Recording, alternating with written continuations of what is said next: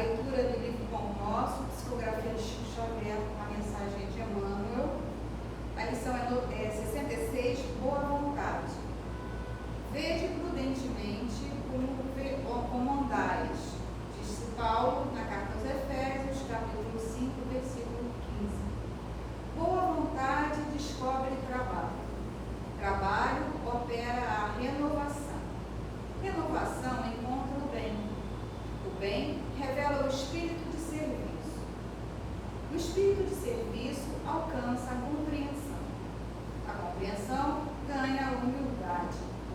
A humildade conquista o amor. O amor gera a renúncia. A renúncia atinge a luz. A luz realiza o aprimoramento próprio. O aprimoramento próprio santifica o homem. O homem santificado converte o mundo para Deus. Caminhando prudentemente, pela simples boa vontade, a criatura alcançará o divino reino da luz. Que Deus, os amigos espirituais, nos deem boa vontade sempre. Passarmos sempre dispostos a auxiliar, aceitando as oportunidades que são nos colocadas no nosso caminho.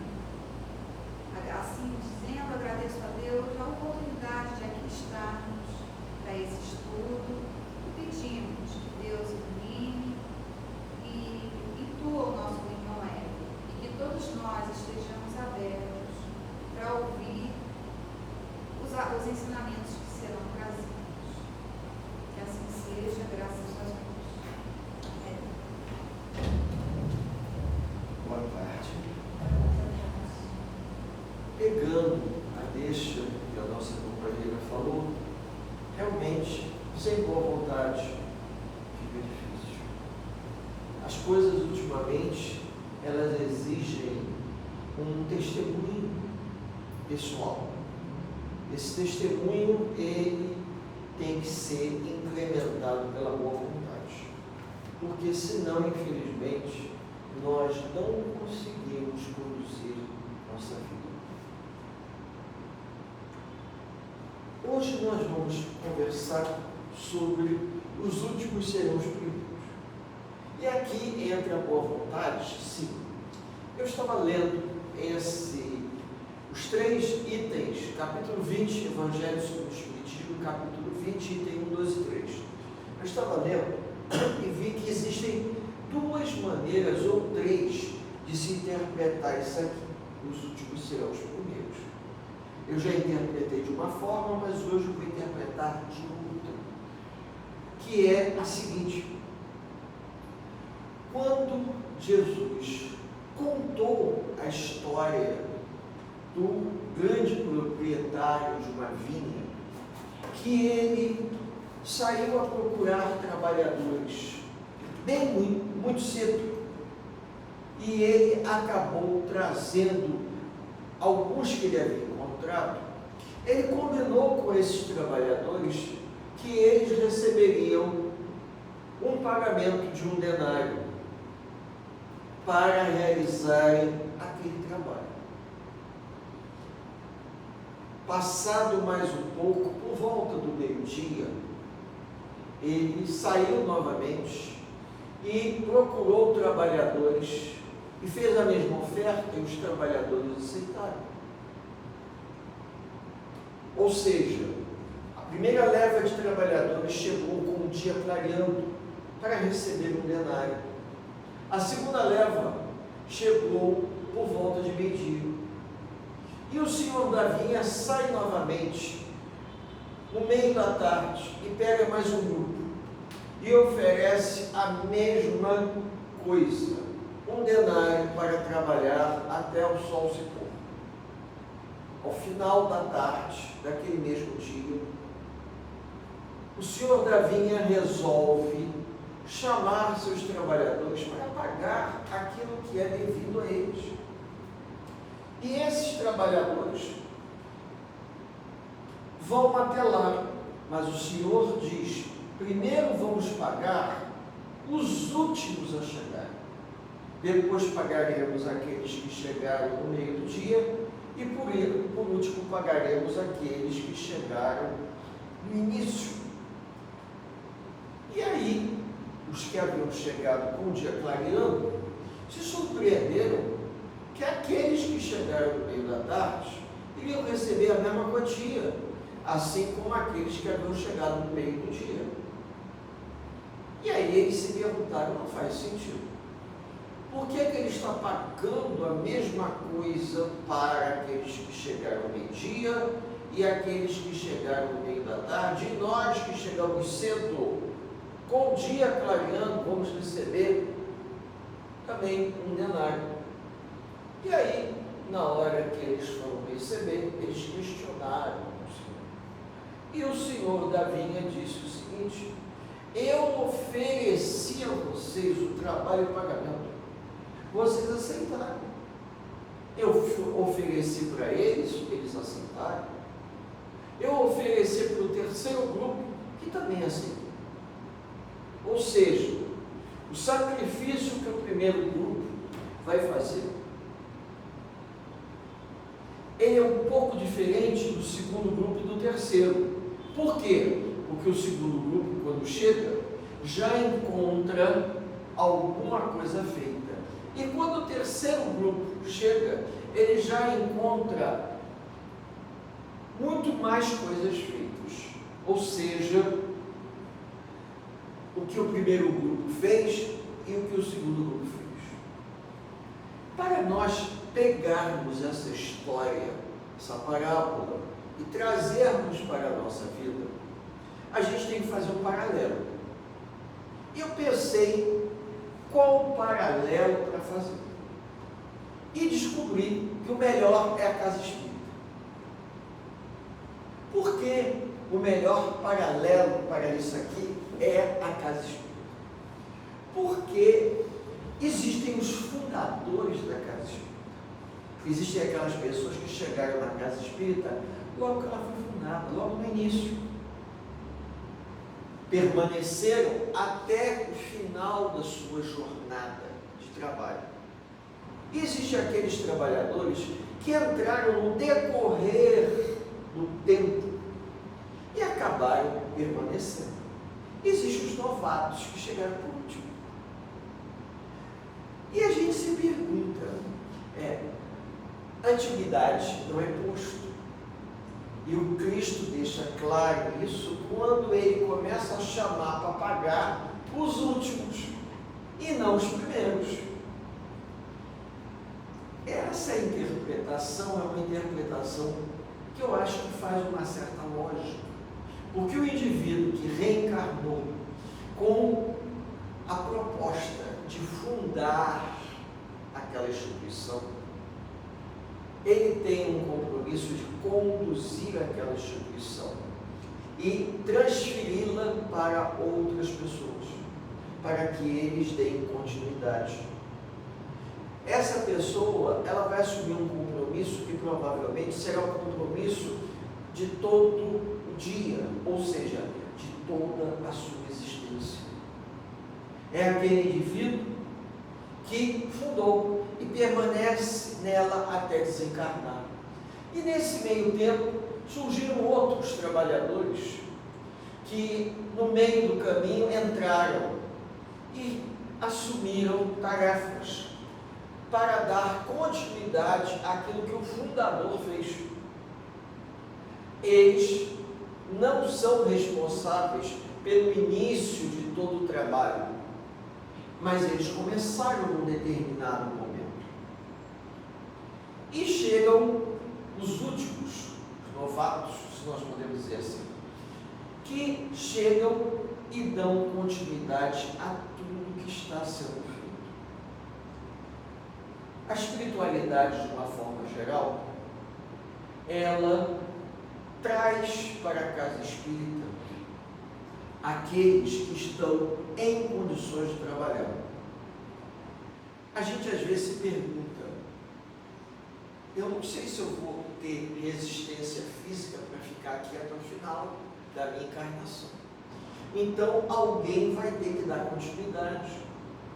Eu comecei cedo e às vezes isso faz sentido, porque eu comecei cedo e dá a impressão que é uma coisa infindável, e é, porque é o testemunho de uma vida, aonde você começa cedo porque você tem muito a fazer, você tem muito que exercitar a boa vontade, a paciência e a dedicação.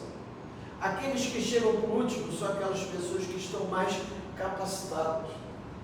Isso para mim ficou claro, porque quando eu entrei na casa espírita, na época da mocidade, era totalmente desligado da realidade. O tempo, a vivência, o sofrimento foi me ensinando. E quando eu cheguei, já existiam pessoas que estavam lá, que eram os fundadores. Os fundadores é diferente. Eles já vêm preparados para fundar a casa espírita. Eles já têm uma visão, um amadurecimento do senso moral.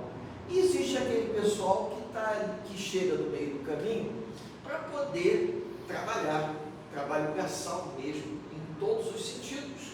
Porque a casa espírita, assim como uma empresa, precisa de trabalhadores. É muito comum. Essa visão do Cristo de que os últimos serão os primeiros, que quando todo o trabalho estiver realizado, aqueles que chegaram por último, eles vão dar continuação e vão receber a mesma coisa que os primeiros. O indivíduo tal é que a gente enxerga sob um ponto de vista material. A gente não enxerga sob o ponto de vista espiritual.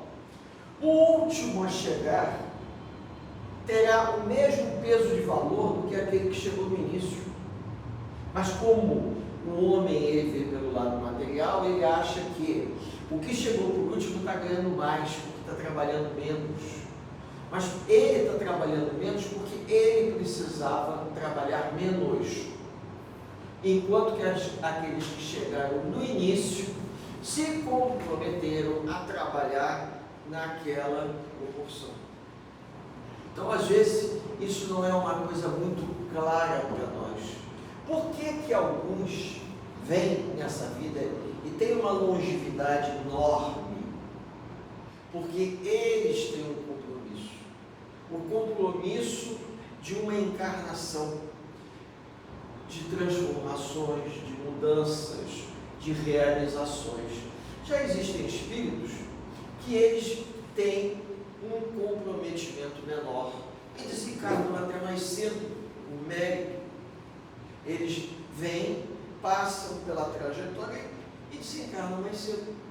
Já outros não. Parece que a gente permanece na doutrina a vida inteira e a doutrina não entra dentro da gente como nós gostaríamos, na verdade. Por quê? Porque nós precisamos nos trabalhar mais. Nós somos provavelmente aqueles que o Senhor da Vinha chegou antes do dia clarear e propôs ir para a vinha. Ou seja, a vinha do Senhor é um mundo material. Então ele nos trouxe para alguns aceitaram o compromisso de vir e permanecer aqui toda uma existência, 70, 80, 90 anos, hoje com a medicação, algumas pessoas estão encostando nos 100 com facilidade. Não sei se viram que aqui no estado do Rio de Janeiro tem uma senhora aí numa cidade que vai para o Guinness Book, que ela está com 120 e poucos anos. Não sei se vocês viram isso, né? Então, a gente pensa assim, mas 120 e poucos é muito? É, porque ela precisava de mais tempo no mundo material. Fazendo o quê? Aquilo que ela se comprometeu com o Senhor da Vida. E outros que desencarnam tão cedo de forma natural, porque ele é o trabalhador da última hora. É aquele que chegou depois e recebe primeiro, porque ele veio concluir um serviço, ele veio concluir uma tarefa. O Senhor da Vinha é Deus, os trabalhadores somos nós.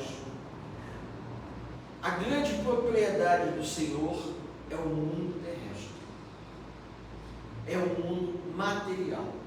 Quando nós estamos dentro de uma programação reencarnatória, a espiritualidade, ela procura colocar o nosso prontuário reencarnatório para que a gente possa avaliar o que nós temos condição.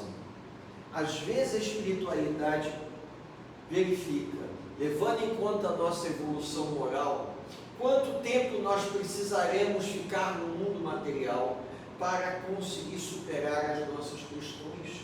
Existe uma matemática, aí, tipo uma regra de 3.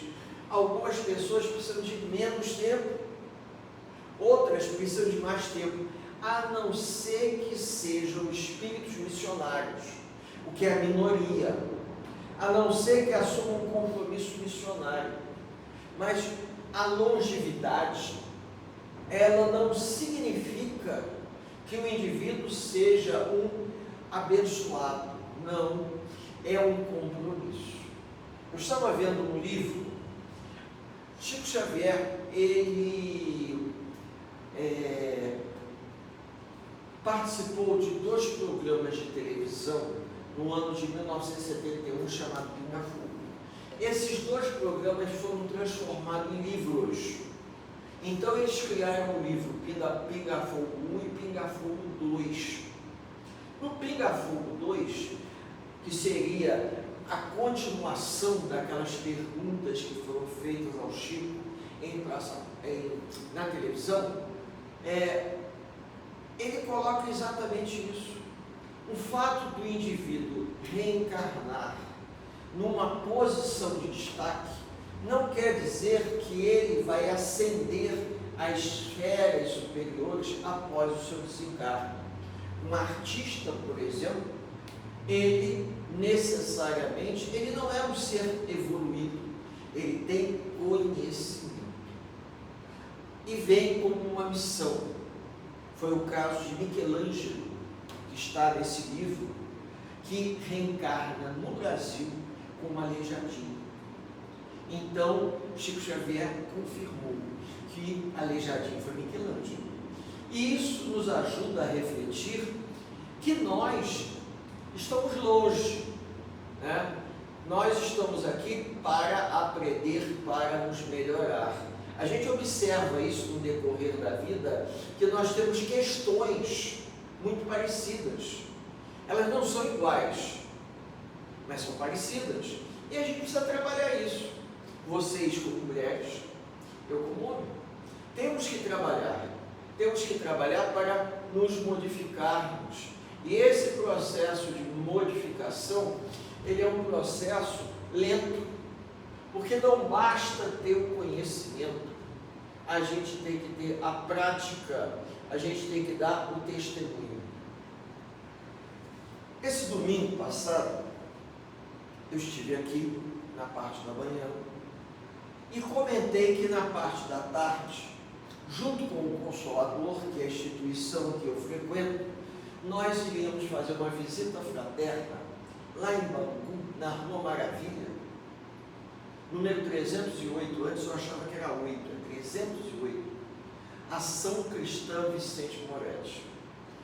Lá é uma instituição que abriga crianças portadoras de necessidades especiais, que hoje já não são mais crianças, já são adolescentes adultos que estão ali.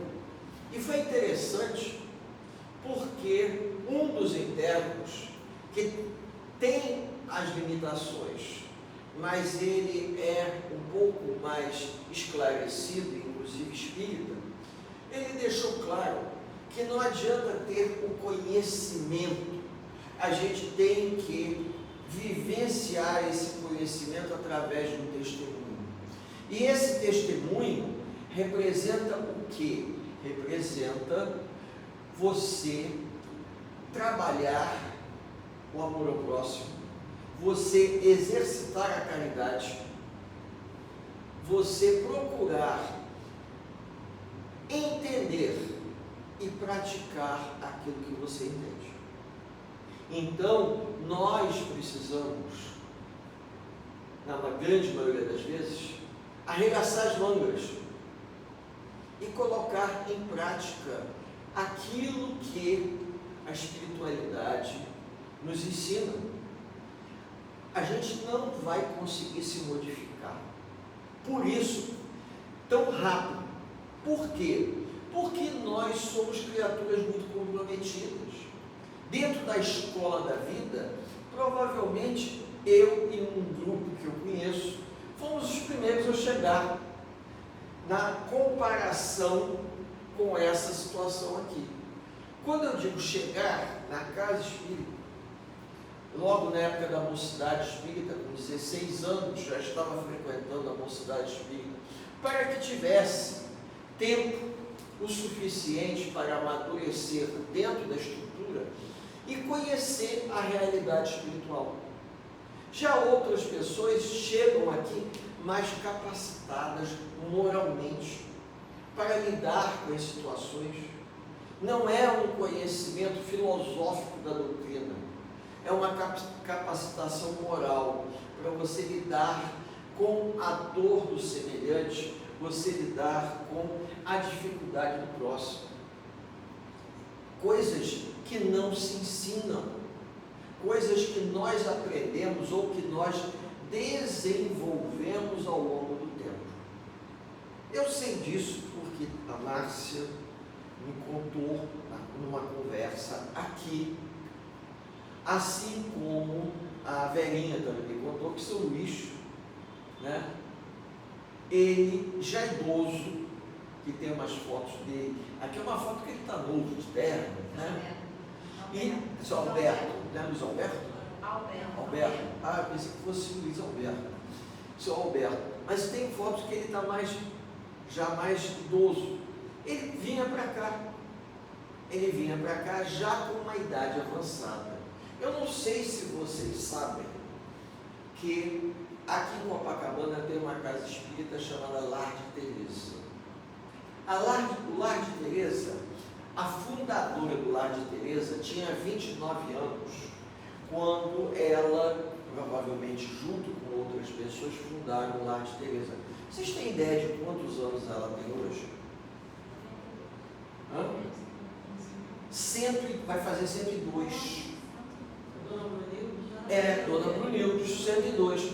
Aí você pensa assim, gente, ela tinha 29, ela vai fazer, sim, ela vai fazer 102.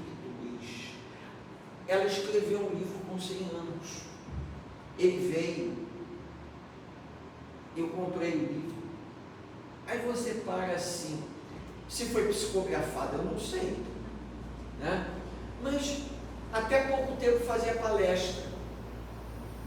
Aí você pensa assim, gente, a espiritualidade deve dar alguma rejuvenescida no indivíduo, mas o compromisso do espírito seria um espírito completista, provavelmente, um espírito completista que trouxe uma missão, estabelecendo no plano terrestre uma casa de oração, deixando todo um fundamento para que aqueles que viessem atrás tivessem a facilidade de trabalhar.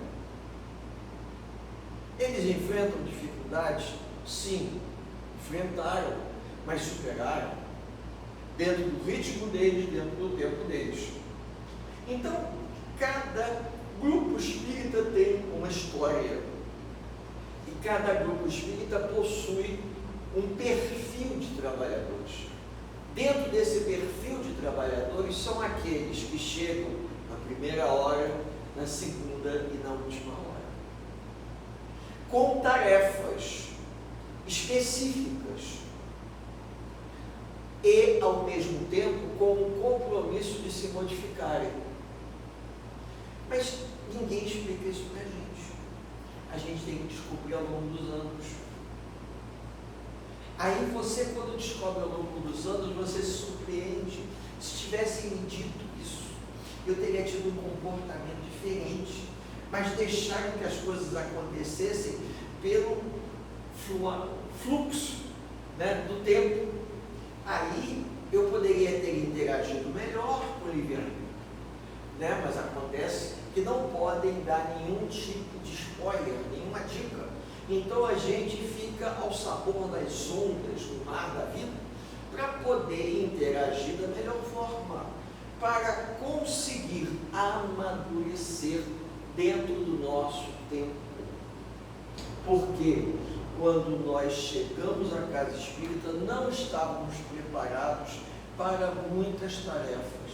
No decorrer do tempo, começamos a ficar mais preparados, mais capacitados pela leitura, pelo estudo, pelo conhecimento. E quando é que o Senhor da vinha nos chama para efetuar o pagamento? Será que é no desencarne? Eu acredito que não, porque senão não fará sentido. É quando Ele nos chama para o trabalho. Você tem um tempo para chegar, para se conscientizar e para trabalhar. Quando nós somos chamados à frente da casa espírita para dirigir uma reunião, fazer uma palestra, dar passe, atendimento fraterno, você está tendo a oportunidade de exercitar isso.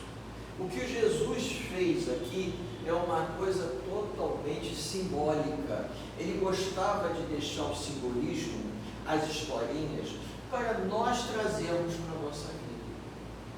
Ou seja, será que eu sou um trabalhador da última hora? Acho bem difícil. Pode ser que eu seja da primeira ou da segunda, mas da última eu não sou não, porque não teria sentido nenhum. Eu hoje me vejo como aquela pessoa que ingressou no trabalho, mas tinha tantas outras coisas para fazer, principalmente quando a gente está terminando o ensino médio, que você vai fazer faculdade e outras coisas, que praticamente você não tem tempo para se dedicar à casa espírita. Você é apenas um mero frequentador. Com o tempo que a gente passa a se dedicar um pouco mais, e quando a gente se dedica um pouco mais, tudo aquilo que a gente aprende, a gente acha que aquilo que a gente está aprendendo é para a gente aplicar nos outros. É para que eu aprendi para ensinar ela. Não, eu estou aprendendo para que eu me modifique. Isso aí demora. Isso aí leva uns 10 anos ou mais para que a gente entender que o que eu estou estudando, o que eu estou aprendendo, é para que eu me modifique. Deixe de lado, como eu escutei lá na Ação Cristã Vicente Moretti, o rapaz que nos recebeu, o cadeirante, que nos levou para ver as enfermarias com as pessoas ali nos leitos. Ele diz assim: quem vem aqui e abre seu coração tem a oportunidade de deixar de lado o seu orgulho, porque você vai se deparar com uma realidade completamente diferente da nossa. Aí ele levantou uma questão que eu achei muito interessante. Perguntou a todos nós, aquele rapaz chamado Jonas, que foi para lá com seus 5 anos, hoje deve ter uns 30 e poucos, numa cadeira de roda, com uma deficiência física razoável, mas a fala e a cabeça não, porque tem tirocínio. Quando ele nos perguntou: vocês são felizes? Levantando a questão do sentido da felicidade, dos parâmetros da crença nossa em relação à felicidade. E quando a gente entra naquela enfermaria e vê aquelas crianças, naqueles berços, naqueles leitos, você para pensar que nós somos felizes e não sabemos que somos. E poderíamos aproveitar o nosso tempo de uma maneira mais útil para nós mesmos, para a nossa evolução, para o nosso crescimento. Eu até brinco quando eu digo que quando o André Luiz colocou aquela frase: quando o trabalhador está pronto, o trabalho aparece, todos fizeram uma interpretação errônea dessa frase. Por quê? Porque o indivíduo espera estar pronto para que o trabalho aparecer. Nós poderíamos fazer o seguinte: olha, eu nunca vou estar pronto do jeito que eu sou, mas eu me coloco à disposição para que eu possa me capacitar ao longo do trabalho e não esperar que eu esteja pronto para começar a trabalhar. Chico Xavier dizia isso. É preferível que o indivíduo comece a trabalhar com o que ele tem em mãos, boa vontade, como ela falou. Cada um faz aquilo que pode. Um pega a vassoura, outro arruma as cadeiras, e assim vai. As pessoas vão se enturmando na casa espírita para fazer aquilo que podem fazer. No domingo, quando nós estivemos aqui, nós oferecemos o nosso estudo ao nosso companheiro Sérgio de Oliveira. E hoje vamos fazer o mesmo, né? Que o nosso amigo Sérgio, que tantas vezes nos alegrou com as suas palestras, com aquela voz rouca, parecendo um locutor de rádio, né? Aquelas novelas de rádio que ele tinha aquela voz, né? Isso dos anos 60, que eles procuravam pessoas assim. Eu me lembro muito quando ele foi no Consolador, eu gostava de escutá-lo, porque aquela voz que até acalentava a gente. E chegou um determinado momento que aí sim o senhor da vinha chamou ele, porque ele já havia completado a sua tarefa. E nós precisamos entender isso, que nós estamos aqui de passagem. Alguns provavelmente vão permanecer mais tempo, outros vão permanecer menos tempo.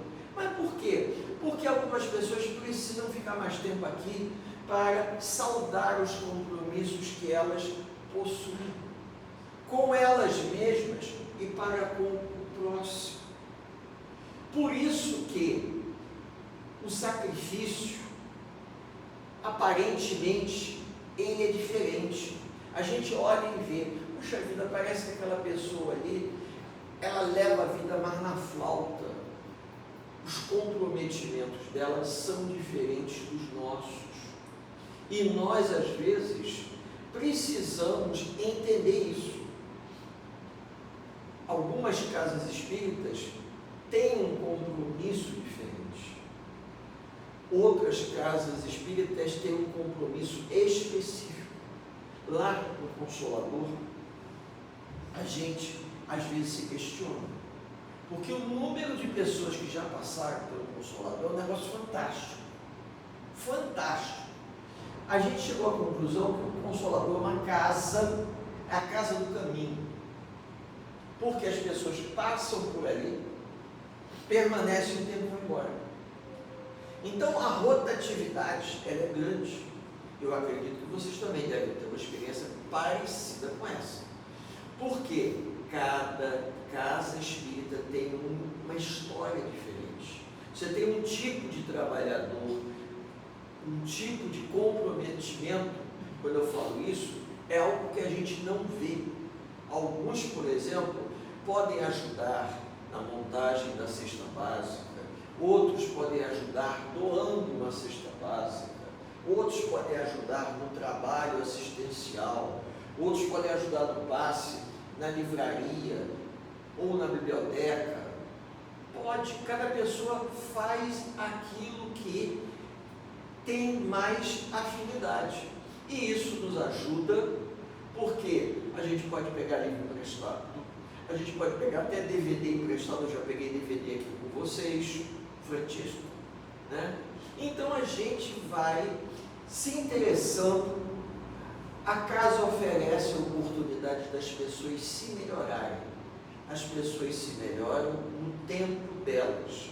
E o trabalhador que se capacita mais, ele é mais procurado pelas pessoas, até pela espiritualidade. A espiritualidade, quando percebe que aquele trabalhador está disposto a se capacitar para ajudar, a espiritualidade dá um jeito daquela pessoa ser mais procurada, a pessoa trabalhar mais. Por quê? Porque a pessoa está interagindo com a atividade. Porque tem pessoas que chegam, cruzam os braços, esperam que o milagre aconteça. Enquanto já tem outros que querem até o milagre, mas enquanto o milagre não vem, eu vou fazer alguma coisa para me distrair, eu não vou pensar nisso, para que quando o milagre chegar, eu estarei trabalhando, e nem vou perceber se ele chegou, porque eu já estarei inserido numa atividade que vai me beneficiar. Vejam, são pensamentos relativamente simples, que são convites para que a gente possa sair da nossa área de conforto, da nossa zona de conforto, e dar um passo em favor de alguém, em favor de uma instituição, em favor até mesmo de uma visita fraterna, como nós fomos, uma van levando uma grande quantidade de coisas, e fomos poucas pessoas, mas fomos, visitamos as crianças, ficamos lá umas 2h30 mais ou menos, depois voltamos. Foi algo agradável? Foi. Tivemos experiência? Sim. Nos ajuda a crescer, porque a gente passa a ver a vida de um outro prisma? Sim. Nós passamos a ver a vida de um outro prisma quando nós enxergamos que existem pessoas que reencarnam em condições incríveis, possíveis e imagináveis, por comprometimento delas com relação ao seu passado.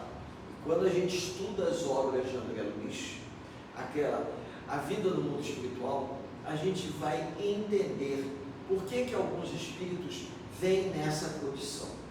Aquilo não é um castigo, aquilo muitas das vezes é uma necessidade para que o espírito possa sair de um quadro para um outro um pouquinho melhor.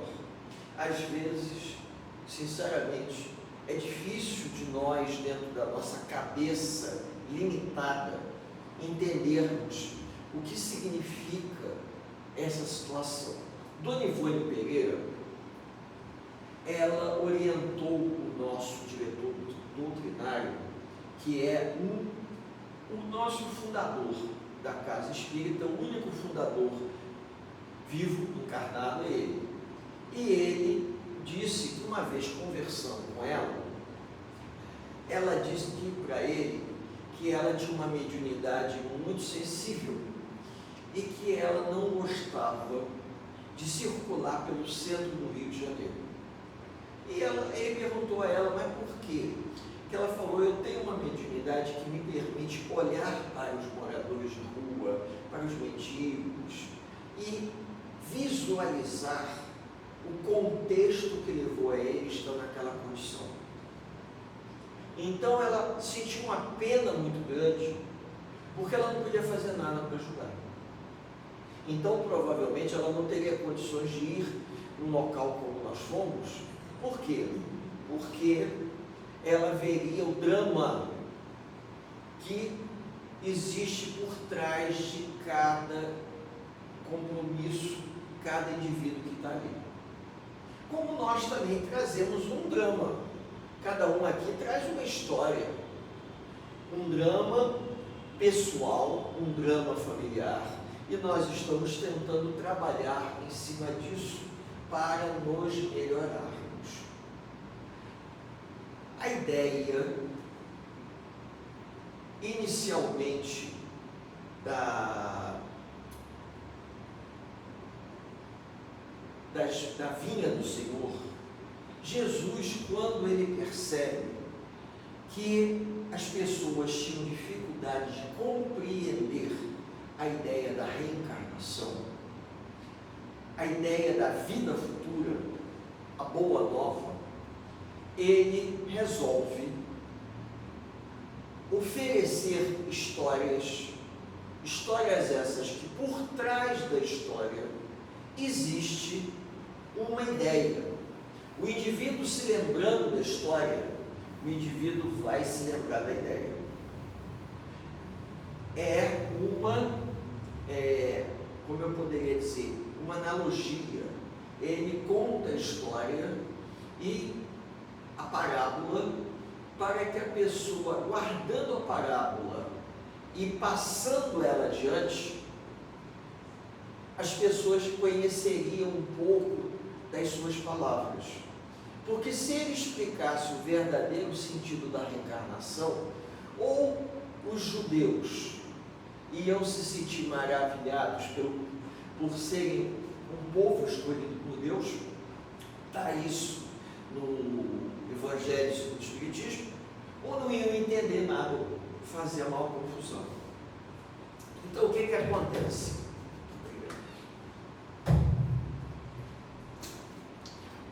O que acontece?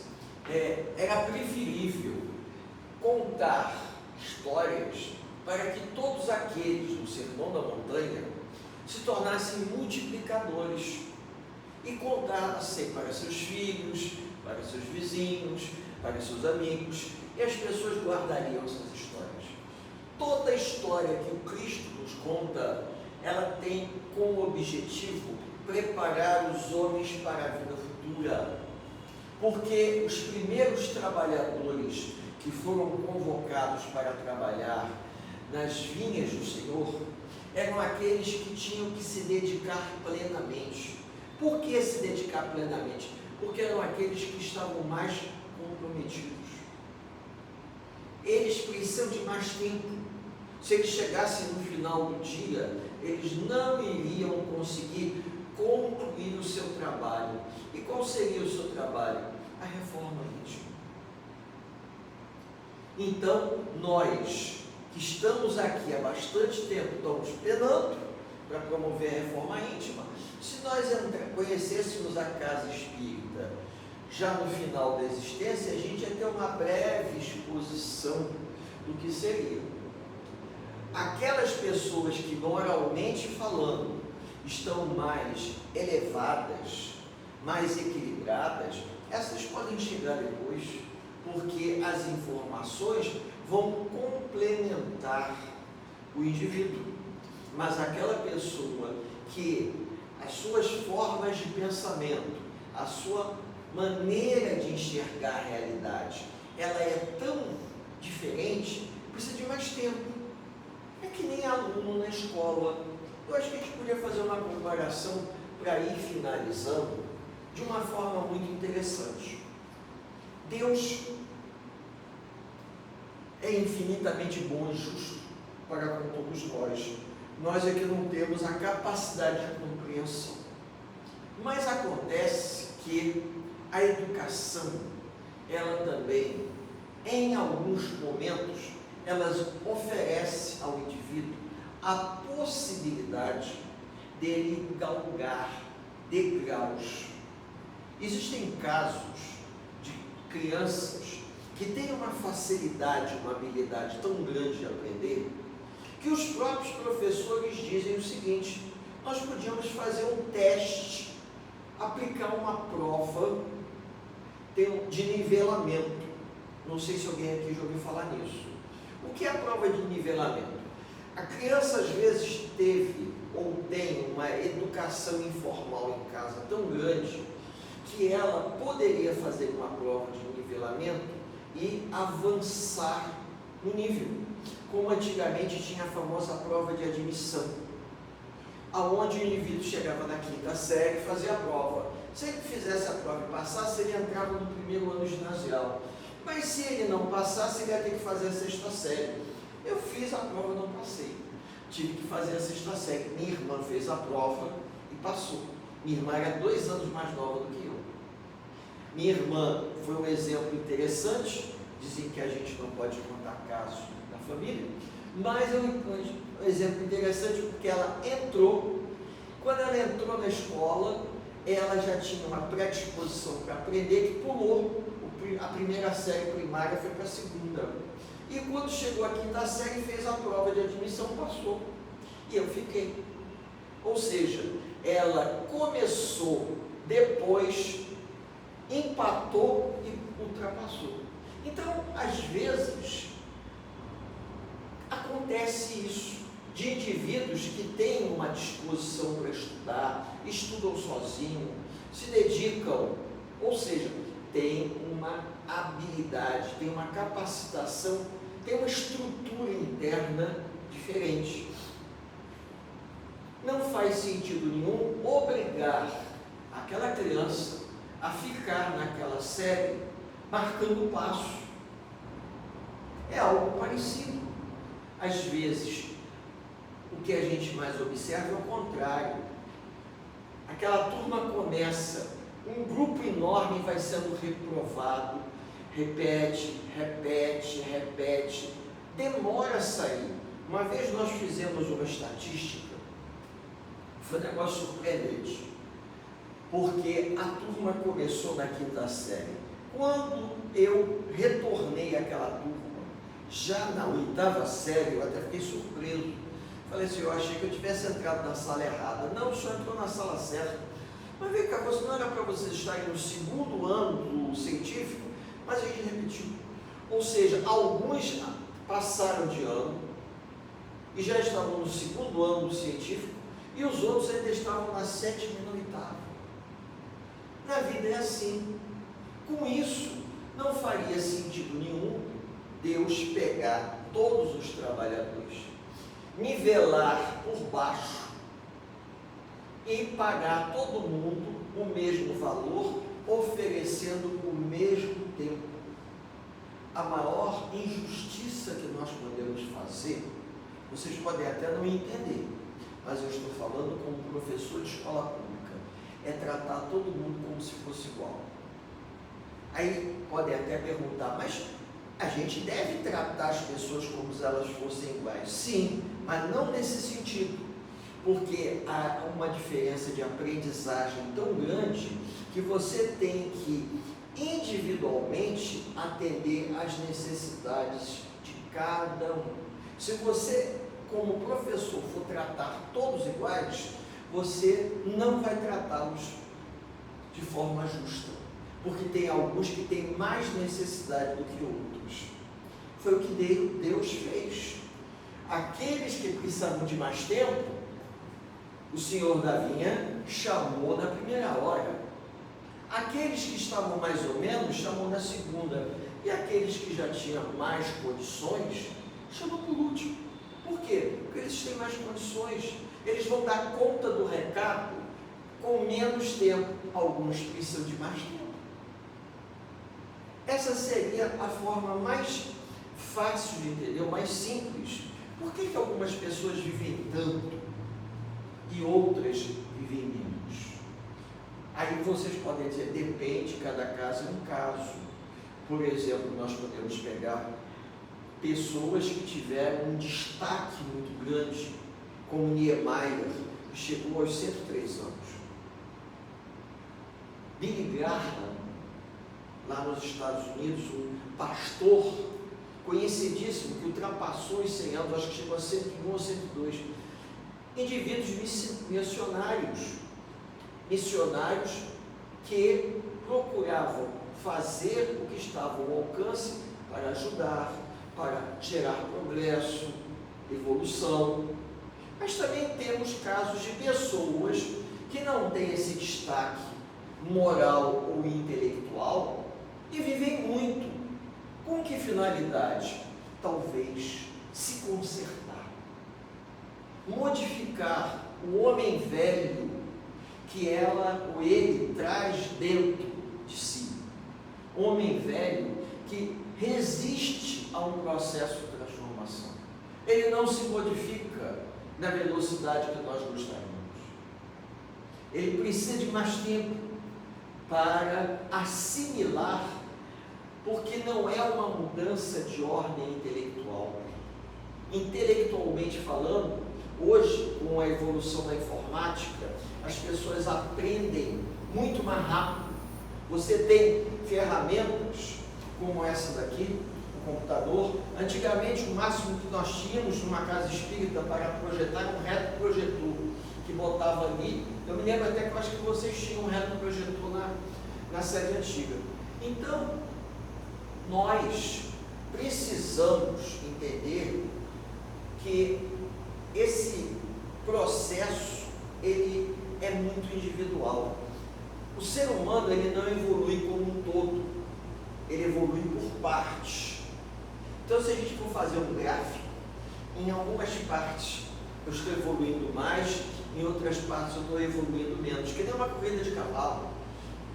Os cavalos partem todos juntos, mas quando a gente vê, eles formam um desenho. Alguns estão na frente, outros estão mais atrás. Então, isso mostra o nosso processo de evolução. Quem diz isso é o nosso diretor doutrinário, fundador do Consolador, que o homem, ele não evolui por igual, ele evolui por setores diferentes. Essa evolução setorizada, ela reflete quem nós fomos em outras vidas. Por que algumas pessoas têm mais facilidade? Isso tem relação com vidas passadas. A gente não tem como explicar. Você vê uma criança de 6 anos tocando violino, aquele André Rieu, que tem aqueles programas dele, de vez em quando eles levam ali crianças prodígio. Ele levou um garotinho que pegava o violino e mandava para casa. Tocava. Aí você diz, como é que um garoto de 6 anos domina o violino para tocar? Porque é um instrumento difícil de ser tocado. Ali, para você pegar as notas, você tem que saber a posição que coloca o dedo. Um espírito evoluído, que viveu experiências em outra encarnação, e quando ele reencarnou, desabrochou isso. Desabrochou essa habilidade para a música, essa faculdade para a música. A gente não usa arrastamento, porque normalmente o arrastamento é para coisa ruim, mas a habilidade, essa aptidão, essa facilidade. A gente vê crianças, meninas cantando nesses programas The Voice, crianças cantando tão bem quanto os adultos ou até mais. Parece que foram grandes cantores na antiguidade ou na Idade Média, no início da Idade Moderna, e reencarnaram. Então, esses são os trabalhadores da última hora. Provavelmente eles já trazem uma capacitação que vai facilitar a vida deles. Eles não vão começar do zero, como dizem algumas pessoas. Alguns começam na onde a gente termina. Pensem, porque tem gente que está ralando e vai terminar a vida, e você vê outros começando da onde nós estamos terminando. Por quê? Porque há um merecimento, há uma conquista individual. E essa conquista individual, esse merecimento, é o reflexo do esforço pessoal que ele fez em promover a sua reforma íntima, porque ele traz no seu bojo reencarnatório a ideia da vida futura, e ele, em encarnações passadas, teve uma vida moralmente reta, que permitiu que ele, na atual encarnação, pudesse desfrutar o que o Cristo havia prometido, e para todos nós, a chance de retornar e viver aquilo que ele não teve a chance de viver na vida anterior. E nós estamos aqui vivendo a nossa oportunidade. A crença da vida futura nos traz aqui, e a gente precisa usar esses exemplos para que a gente possa fortalecer aquilo que acreditamos, colocando em prática dentro das possibilidades. Eu desejo aos amigos, nos 2 planos da vida, encarnados e desencarnados, muita paz. Nos resta agradecer esse encontro fraterno que nós dedicamos ao Sérgio pelo trabalho que ele realizou junto a essa casa e a outras casas espíritas como a nossa, em que ele gentilmente assim, aceitava o convite e até lá falar para a nossa comunidade, para a nossa assistência, o que o Evangelho do Cristo, o que o trabalho de Kardec nos esclarece. eu desejo aos amigos uma tarde de paz, uma tarde de luz. Agradece, bastante ensinamento, né? Realmente alinhado com a nossa leitura de harmonização, a boa vontade, e com boa vontade de tudo a gente dá um jeitinho, né? Então vamos agradecer a Deus Pai, ao